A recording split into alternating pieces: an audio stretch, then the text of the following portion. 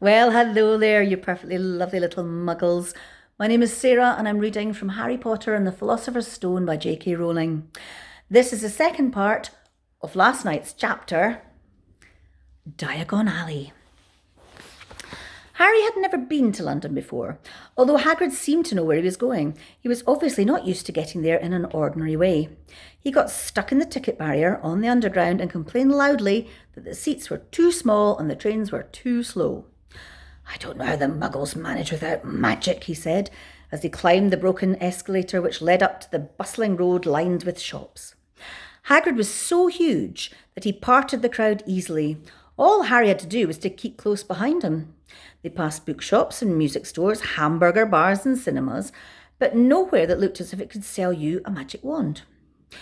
This was just an ordinary street full of ordinary people. Could there really be piles of wizard gold buried beneath them miles and miles down? Were there really shops that sold spell books and broomsticks? Might this not all be some huge joke that the Dursleys had cooked up? If Harry hadn't known that the Dursleys had no sense of humour, he might have thought so, yet somehow, even though everything Hagrid had told him so far was unbelievable, Harry couldn't help trusting him. "This is it," said Hagrid, coming to a halt. "The Leaky Cauldron. It's a famous place." It was a tiny, grubby-looking pub. If Hagrid hadn't pointed it out, Harry wouldn't have noticed that it was there. The people hurrying by didn't glance at it. Their eyes slid from the big bookshop on one side of the record shop onto the other, as if they couldn't even see the leaky cauldron at all. In fact, Harry had the most peculiar feeling that only he and Hagrid could see it. Before he could mention this, Hagrid had steered him inside. For a famous place, it was very dark and shabby. A few old women were sitting in the corner, drinking tiny glasses of sherry. One of them was smoking a long pipe. A little man in a top hat was talking to the old barman, who was quite bald and looked like a gummy walnut. The low buzz of chatter stopped when they walked in. Everyone seemed to know Hagrid. They waved and they smiled at him, and the barman reached for a glass, saying, "The usual Hagrid." "Can't Tom, I'm on Hogwarts business," said Hagrid, clapping his great hand on Harry's shoulder and making Harry's knees buckle. "Good Lord," said the barman, peering at Harry. Could this be?" The leaky cauldron had suddenly gone completely still and silent. "Bless my soul," whispered the old barman. "Harry Potter, what an honour." He hurried out from behind the bar, rushed towards Harry and seized his hand, tears in his eyes. "Welcome back, Mr. Potter, welcome back." Harry didn't know what to say. Everyone was looking at him. The old woman with the pipe was puffing on it without realising it had gone out, and Harry was beaming. Hagrid was beaming. Then there was a great scraping of chairs, and the next moment Harry found himself shaking hands with everybody in the leaky cauldron. "Doris Crockford, Mr. Potter. I can't believe I'm meeting you at last. So proud, Mr. Potter. I'm just so proud. Always wanted to shake your hand. I'm all of a flutter." "Delighted, Mr. Potter. Can't tell you. Diggle's the name. Daedalus Diggle." "I've seen you before," said Harry. Daedalus Diggle's top hat fell off in excitement. "You bowed to me once outside a shop." "He remembers!" cried Daedalus Diggle, looking around at everyone. "Did you hear that? He remembers me!" Harry shook hands again and again. Doris Crockford kept coming back for more. A pale young man made his way forward very nervously. One of his eyes was twitching. "Professor Quirrell," said Hagrid. "Harry, Professor Quirrell will be one of your teachers at Hogwarts." Potter, stammered Professor Quirrell, grasping Harry's hand. Can't tell you how pleased I am to meet you." "What sort of magic do you teach, Professor Quirrell?" Defence against the dark arts," muttered Professor Quirrell, as though he'd rather not think about it. Not that you need it, Potter?" He laughed nervously. "You'd be getting all your equipment, I suppose. I've got to pick up a new book on vampires myself." He looked terrified at the very thought. But the others wouldn't let Professor Quirrell keep Harry to himself. It took almost 10 minutes to get away from them all. At last, Hagrid managed to make himself heard over the babble. "Must get on, lots to buy. Come on, Harry." Doris Crockford shook Harry's hand one last time, and Hagrid led them through the bar and out into a small walled courtyard where there was nothing but a dustbin and a few weeds. Hagrid grinned at Harry. Told you, didn't I? Told you was famous. Even Professor Quirrell was trembling to meet you. Mind you, he's usually trembling. Is he always that nervous? Oh yeah, poor bloke. Brilliant mind. He was fine when he was studying out of books, but then he took a year off to get some first-hand experience. They say he met vampires in the Black Forest, and there was a nasty bit of trouble with a hag. Never been the same since. Scared of the student, scared of his own subject. Now where's my umbrella? Vampires? Hags? Harry's head was swimming. Hagrid meant well. Meanwhile, was counting bricks in the wall above the dustbin.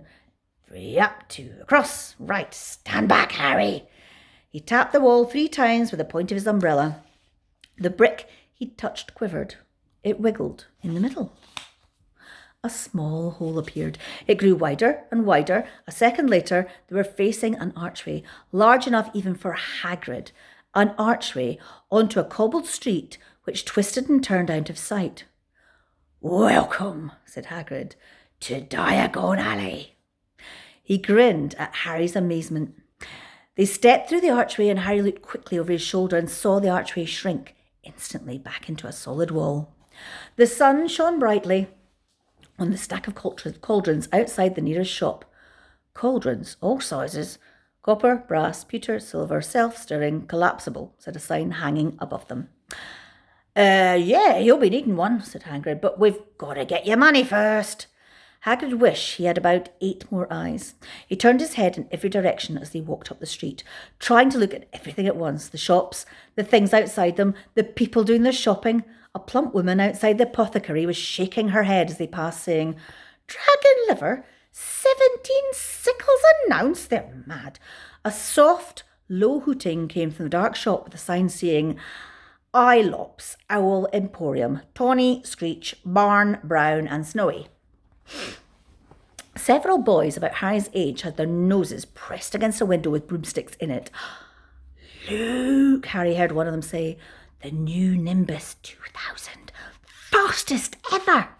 There were shops selling robes, shops selling telescopes and strange silver instruments that Harry had never seen before. Windows were stacked with barrels of bat spleens and eel's eyes, tottering piles of spell books, quills and rolls of parchment, potion bottles, globes of the moon. Gringotts, said Hagrid. They'd reached a snowy white building which towered over the other little shops. Standing behind its burnished bronze doors, wearing a uniform of scarlet and gold was... Yep, that's a goblin, said Hagrid quietly as they walked up this white stone steps towards him.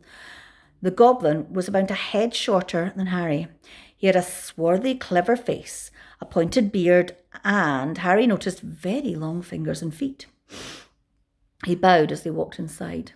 Now they were facing a second pair of doors, silver this time, with words engraved upon them.